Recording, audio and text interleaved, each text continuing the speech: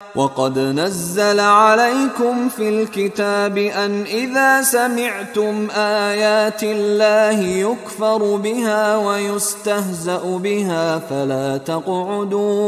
فَلَا تَقْعُدُوا مَعَهُمْ حَتَّى يَخُوضُوا فِي حَدِيثٍ غَيْرِهِ إِنَّكُمْ إِذًا مِثْلُهُمْ إِنَّ اللَّهَ جَامِعُ الْمُنَافِقِينَ وَالْكَافِرِينَ فِي جَهَنَّمَ جَمِيعًا۔ وَقَدْ نَزَّلَ عَلَيْكُمْ فِي الْكِتَابِ، اور یہ بات تم پر نازل کی جا چکی ہے کتاب میں۔ یہ سورہ انعام کی آیت نمبر 68 ہے، جس میں روکا گیا مسلمانوں کو کہ جب تم دیکھو کہ کافر لوگ جو ہے استہزاء کر رہے ہیں، قرآن کا مذاق اڑا رہے ہیں، تو کم سے کم یہ ہے، اب مکے کی آیت ہے وہ،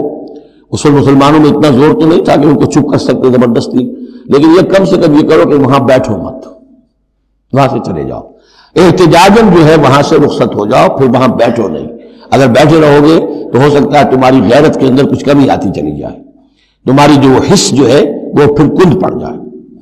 تو اسی کا حوالہ دیا جا رہا ہے، وَقَدْ نَزَّلَ عَلَيْكُمْ، اللہ اتار چکا ہے تم پر فی الکتاب، اسی کتاب میں، قرآن میں، ان اذا سمعتم آیات اللہ یکفر بہا، جب تم سنو کہ اللہ کی آیات کا کفر کیا جا رہا ہے، وہ یستہزأ بہا، اور ان کا مذاق اڑایا جا رہا ہے، فلا تقعدوا معہم، تو ان کے ساتھ مت بیٹھو، حتی یخوضوا فی حدیث غیرہ، یہاں تک کہ پھر وہ کسی اور بات میں لگ جائے، پھر دوبارہ آ جاؤ، کوئی حرج نہیں، کوئی اور بات ہے، اس لیے کہ بہرحال ان کو کوئی نے تبلیغ کرنی ہے، ان سے گفتگو کرنی ہے، تعلق منقطع نہیں کرنا، لیکن جب وہ یہ حرکت کر رہے ہیں تب ان کے قریب مت بیٹھو۔ انکم اذا مثلہم،